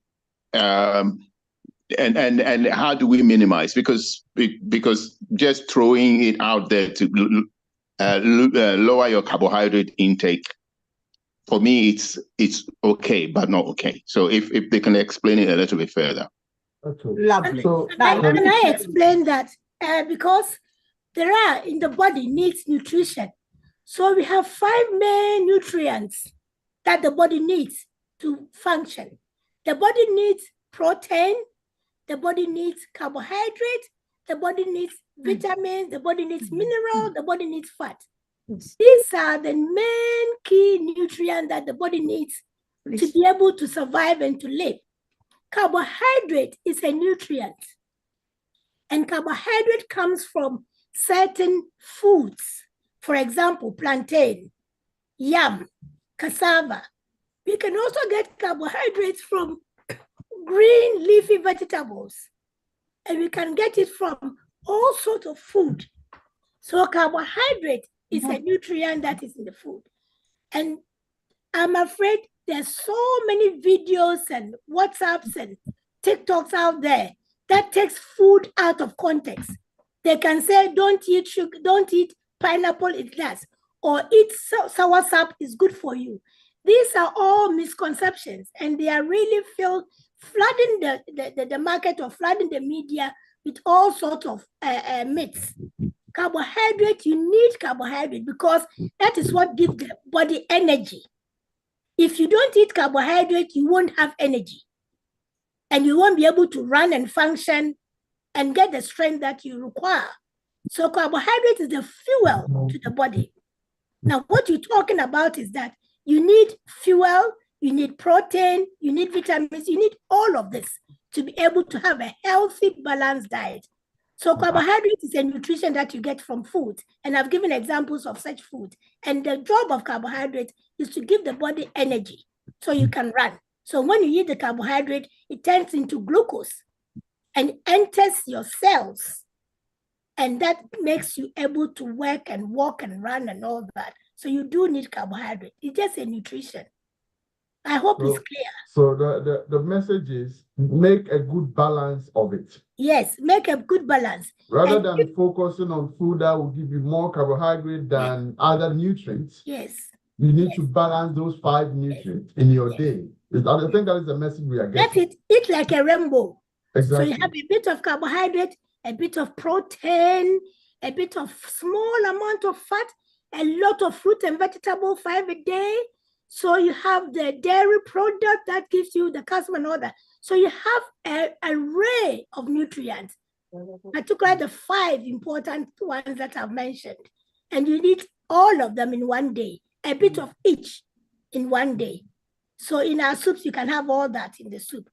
And not to concentrate on one, like plantain, and have a whole lot of plantain, a whole bowl of yam. That will do you harm. Too much of everything is no good. So it's important to balance it. Have a bit of each and small amount of carbohydrate as well as proteins. Okay. Auntie Helen, on that issue, I don't know if anybody wants to come in, but what about those who keep food overnight to another day, 2 days? Like they cook fufu today, they've divided it, no. The truth is, it happened with us. A lot of Ghanaians don't have time. Some are sleeping on a bus, and the bus stop would go past, and they will come back again, and they will pass because they are doing 4 or 5 jobs. Welcome for 3 days. I'm speaking to you, so forgive me for those. What I'm saying is, they will prepare the food, they will leave it, thinking that the next day I'll just warm it up and eat. What is the potent of that food that is being consumed in terms of health-wise? It is so sad. It is so sad that to prepare the fufu and to leave it overnight, actually fresh food is the best. And it doesn't take long to prepare fufu, but just because people have no time and they don't want to spend any money. So everything is for the house in Ghana. They don't want to spend any money. So they are living in that way, eating stale fufu. You can put food in the fridge, but how long can you eat for? And also people don't store in rotation. They have food, fish and meat on top of the shelf, and maybe they have the cooked food at the bottom, and you get food poisoning that way. So it's important to cook small amount of fufu and eat it that day than to cook a large amount of carbohydrate and store it in the fridge and eat it the next day and eat it the next day. There's no variety in the food. Big amount of carbohydrate in the same soup with fatty and nane and wale and shaki and all those bad habits. It doesn't help us. To eat healthily is to have the best of food because you want to have food as your medicine, not to take the medicines. So eat well. Buy, it's worth spend a little bit of money and buying the best ingredients and having a good amount of balance in your diet and eat well rather than to have the stale fufu and have the soup, the same soup, and also the lifestyle of going to work and not sleeping properly, not resting properly. All you have to do is there's young people dying every day. And that has got a knockdown, it's like a domino effect. If you start bad, it has a knock-on effect on your health. And young people are dying every day and you wonder what it is. It is that kind of lifestyle. One gentleman doesn't even have time to pray. So he's written the prayers and put it on the wall. And the minute he just jumped into bed, he said, and then he goes to sleep. He has no time even to pray because he's going to one after the other.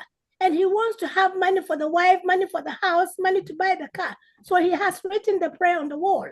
And he can't even say ready any bohono. No wonder. I'm telling you, are very. Yeah. You're so hilarious. I don't know. This is real. Yes, it is. You know. Baby, I don't know. I don't know. I can't. Yeah. Anyway, Auntie Connie for Sego, also, one of the medical field person. I want to hear your views on, with your hand up, please. Before we go. We've got 5 minutes, please, to finish it. Hello, everyone. Hello. I just want to congratulate my colleagues for brilliant presentation. Now, I just add to what Sister Helen Enin Boateng has said, that this is one of the forums to talk to us as Ghanaians, that the quality of the food we eat is very bad.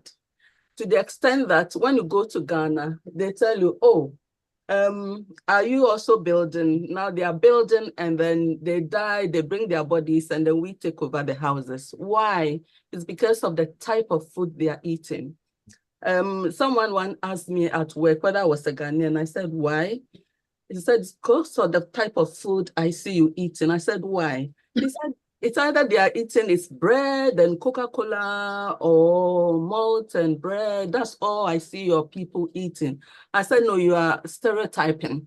That's not what we eat. So if you've seen 1 or 2 people doing that, doesn't mean everyone does it. But to be honest with you, truly, especially our cleaners and so on, they want to accumulate the money and take home. So it's important. This is a forum where we need to, well done for bringing it out, that it's important for us to eat well. It's you first, then you can take care of those at home. So thank you. Thank you so much. Thank you. Is there any closing remark from any of you so that we round up? Nana, can I say something? This is for Nelly. I think she's gone or she's there. You know, she mentioned about presenting something for the doctors in Ghana. Yeah. I have something that I have to say. My niece went to the GP or doctor or in the community, and her blood sugar, just a finger prick, her blood sugar was raised. She was put on insulin. Why? No full blood test was done, just a finger prick, being diagnosed as diabetic. No. So she sent a message to me, and I have to educate her. And I said, go and educate the GP that gave you that. So she said, oh, Auntie, I can't do that. It's very upsetting. You may not end up accusing me of teaching. I said, no, this is education. Because then we need to educate our Ghanaian doctors too, that it's not just money they are taking from colleagues, but the community, but they should know what they are doing. Just a finger prick, you've diagnosed the person as diabetic and put you on insulin. It's not, this is a very bad practice. It's not best practice. We should really look into that. You see, as Helen said, that we need to commit into our doctors in Ghana. And this is something I have to really address, that if there is a forum for doctors in Ghana, then they have to practice where they are not looking after diabetic patients who become gestational. They are not looking after them properly. That has to be addressed.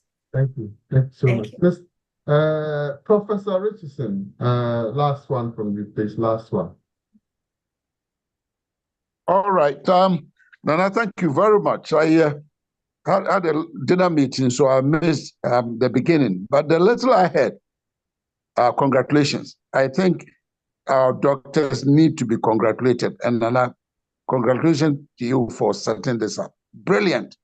And I hope that we can continue with these things. I mean, we can value this in terms of money. It's absolutely spotless. And thank you very much. I'm sitting in my hotel in Ghana. I came here about a week ago, but I've been able to hear a little bit of it. So thank you very much, and carry on with the group.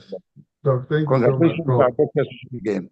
Thank you. Congratulations to Mrs. Gloria A. Lamte, Mrs. Florence Egan, and Mrs. Helen Enin Boateng. It has been a nice, one of the most enjoyable forums I've had, and I've had this with the help of Ghana Nurses Association, the Western Nurses Association, Ghana Union, Ghana High Commission. We've been going on since when? Since COVID. Within 2021 February we started. And some people are telling me, why are you still doing it? Because COVID is over. And I said, oh, can you see our mentality? They don't even see the value in having about 100 people listening to something important like because COVID is over. because they thought that we did this for COVID, and once COVID is not spoken about anymore, it is over. But hello, 3 days ago, what is it called? Joe Biden got COVID. So COVID is not gone. It's just that it's not being mentioned anymore. Let us not be naive to some of the things that are going on and then pretend it doesn't. It's been a pleasure. Thank you so much for your time, your expertise, and of course, for Ghana nurses to produce well knowledgeable people like the three of you for tonight. And I'm sure you have a lot more you are going to offer to the community. I look up to other professional bodies to offer their services as well. In 2 weeks' time, we will be discussing a topic around family and children with the Social Workers Association and experts within the field. It's about how to keep your children with you, interventions, and some of the things that are available to you with professional lawyers and professionals on the field. All our job is to bring you information that you will need, because our community is lacking behind. We don't get involved in anything. When there's a focus group, you don't see Ghanaians there. So our work, now you go to schools, you have curry and all of that. It's because somebody started somewhere and now they are eating curry and other things somewhere. If we can also educate our people, we can have some of our jollof rice on the menu in some of the places. But you see, these are some of the things that we need to do more so that our voice can be heard. Thank you so much. And I pray that your weekend goes well. Enjoy the rest of it, the rest of it today as you begin the weekend. And may God be safe and be well. Have a good night and a good week. Okay. Thank you. Thank you very much for having us. Thank you. Oh, thank you. Thank you. Oh, Isabel, God bless you. I will order Uber food. Welcome to BWF Solicitors, a trusted and experienced family law firm specializing in immigration and naturalization, as well as dispute resolution. Meet Bernard Owusu, our esteemed senior partner with over 30 years of experience and known for his expertise and dedication to serving our clients and the community. BWF Solicitors stand for integrity, respect, excellence, teamwork, diversity and inclusion, and service to the community. We provide tailored assistance across all areas of UK and Ghana law. At BWF Solicitors, every day is filled with dedication, creativity, and a commitment to finding the best solutions for our clients. Led by experienced senior partner Bernard Owusu, the team at BWF Solicitors is ready to assist you with your immigration, naturalization, dispute resolution, family law, new wills and probate, Ghana law and practice needs. We are dedicated to providing solutions to our clients' problems. You can find us at the 4th floor, Anna House, 214-218 High Road, Seven Sisters, London, N15 4NP. Main office line 0208 493 7340 or our emergency line 07712 761 884.